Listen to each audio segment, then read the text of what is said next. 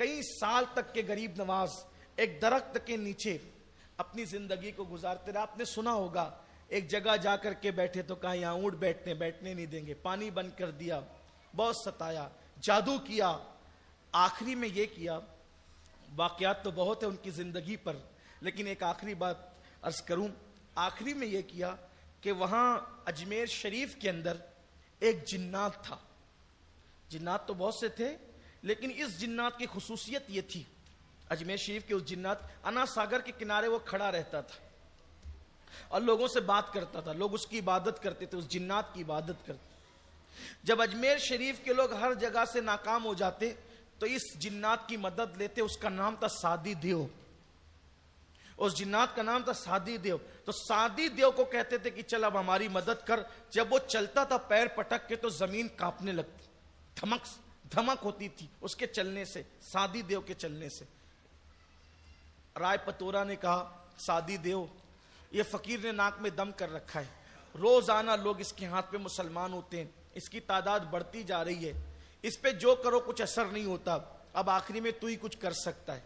سادی دیو آیا, جنات تھا وہ, غریب نواز کے سامنے کھڑا ہو گیا. اب جنات کو اللہ تعالیٰ نے یہ اختیار دیا ہے کہ وہ کتا بنے, بلی بنے, جانور بنے, جس روپ میں چاہیں وہ اپنے آپ کو ڈھال لیں. آپ دیکھیں کتابوں میں سب لکھا ہوا ہے.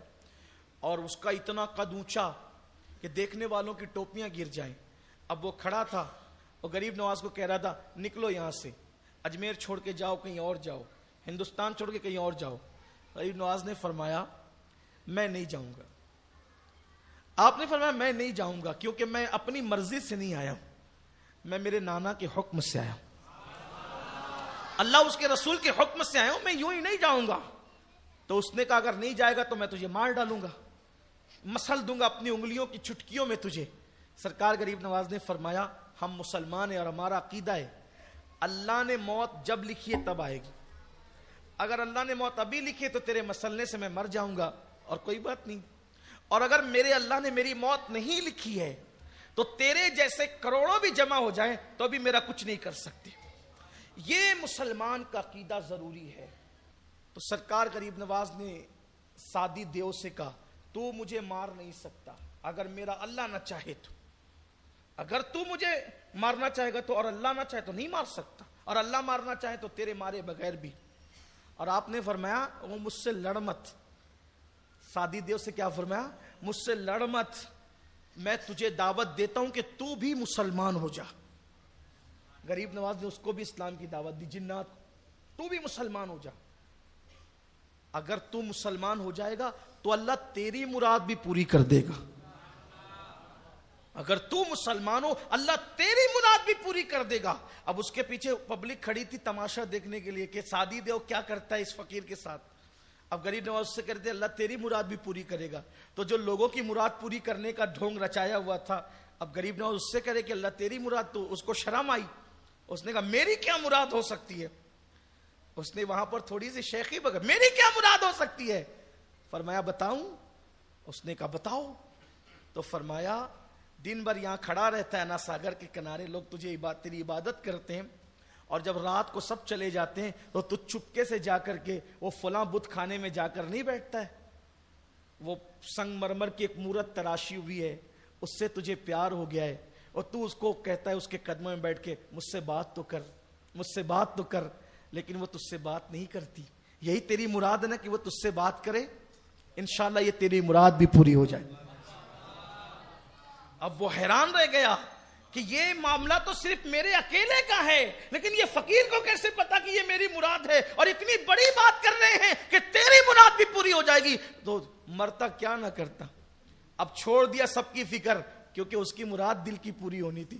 اس نے پڑھ لیا کلمہ لا الہ الا اللہ محمد رسول, اور کلمہ پڑھا تو کہا چلیے نا, چلیے میری اس سے بات کرا دیجئے. فرمایا جا, میرے آنے کی ضرورت نہیں, جا, اور اس کا ہاتھ پکڑ کے کہنا چل تجھے معین الدین بلاتے ہیں. اس کا ہاتھ پکڑ کے نا چل تجھے معین الدین بلاتے ہیں. وہ گیا اور اس نے کہا چل تجھے معین الدین بلاتے ہیں. وہ حقیقت میں چلنا شروع کر دیتی ہے. غریب نواز کے پاس آئے, میرے خواجہ نے دونوں کا نکاح کر دیا. جب بات کرتے دیکھا نکاح ہو گیا تو حضرت سے کہتا حضرت آج میں بہت خوش ہوں. خوش کیوں نہ ہوتا, روتے بیٹھتا تھا نا. آج میں شاد ہوں آج, اس لیے کہ اس زمانے میں فارسی بولی جائے. اس نے کہا میں بہت شاد ہوں. شاد, شاد کہنا کس کو کہتے ہیں؟ شاد, خوش.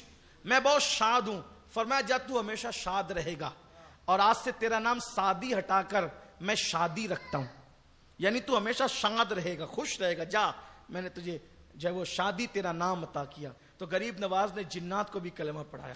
رہا سہا, اجمیر والوں کا وہ سہارا بھی ختم ہو گیا, میرے خواجہ نے اس کو بھی ایمان کی دولت عطا کی. تو سرکار غریب نواز ایسے بزرگ ہیں, اور اللہ کا شکر ہے ایسے بزرگوں کا دامن اللہ نے ہمارے ہاتھوں میں رکھا ہے.